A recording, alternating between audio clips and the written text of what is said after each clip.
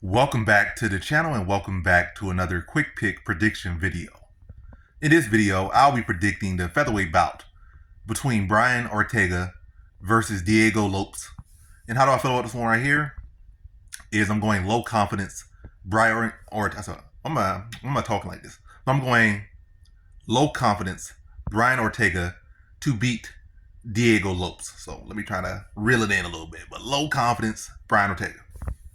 So Diego Lopes is on a tear right now. He's on a tear. He's a strong folks, and he's already has had very good submission skills. Already has had now his hands are coming along more. He's been TKOing people, so that's very good.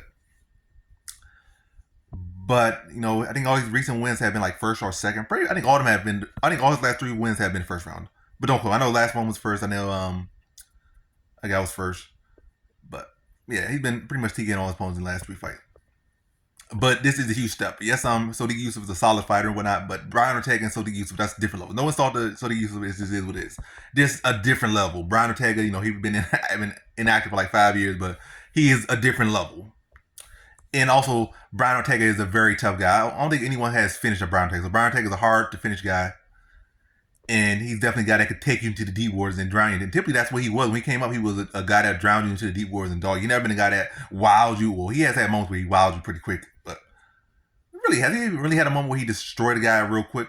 I don't think at any point in his career he ever, well, in the UFC, I don't think at any point he just ran through some guy early.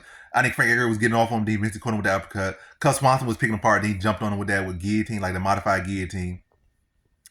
Yair Rodriguez was picking apart, and then he got him to the ground in a minute. So like he's still that same guy. Like it's not like he changed. Moicano was winning the whole fight, and then like with the final 2 minutes, he just kept walking down the whole fight. Then Moicano shot a panic takedown. He jumped on the guillotine, finished Moicano. So I can't find a fight where he, in my mind, where he dominated the guy. So he's always the guy that comes behind. So it's almost kind of lining up perfectly for this to be a Brian Ortega type fight, where Lopes coming out with some steam, looking good. Brian Ortega is able to come back and rally, maybe get a submission, get a knockout.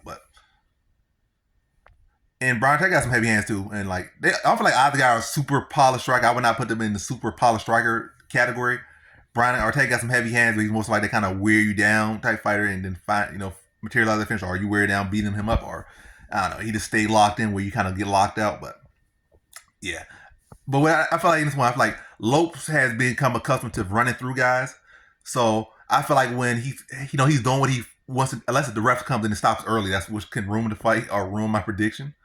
But yeah, unless Lopes gets him out of there quick, if he comes out of all his steam, like cracking on Ortega, trying to go for submissions, and Ortega's able to survive or able to stay in the fight, and Lopes does all he has, this is definitely going to shift to being like an Ortega type fight, where Ortega's going to have to come from behind, and Lopes is going to kind of check out mentally. When you're not able to get the finish, like you've been getting all these first round finishes, then the guy's still there, still coming. This is strong, if not stronger, after you just drew the kitchen sink at him. And that's what I'm saying. I feel like Lopes will come out hard, maybe drop Ortega, come out, start committing, probably try to go for submissions, but Ortega gonna do a good job to defend the submissions, probably, when Lopes start going there, and maybe reverse position on him.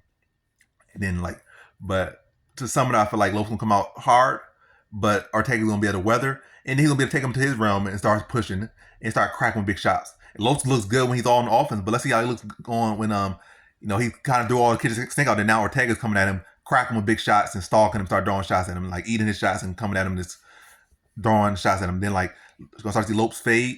Then Ortega going offensive, and he starts to go for a takedown, drag Lopes to the ground, or maybe Lopes gonna start to panic a little bit, duck his head, and then Ortega gonna jump on the submission. That probably was more so happen. I mean, I feel like most of Ortega's submissions come from like that, kind of like similar to Ferguson, with like that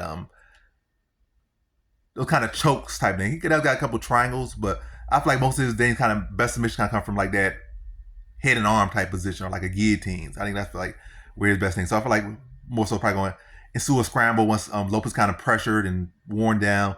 Probably try to shoot an ugly takedown. Then Ortega probably made a snap on the neck. Probably go for a guillotine. Probably flip him, then turn to a mounted guillotine, and taps him out in the third round after a crazy fight. So in this one, I got Brian Ortega via third round submission.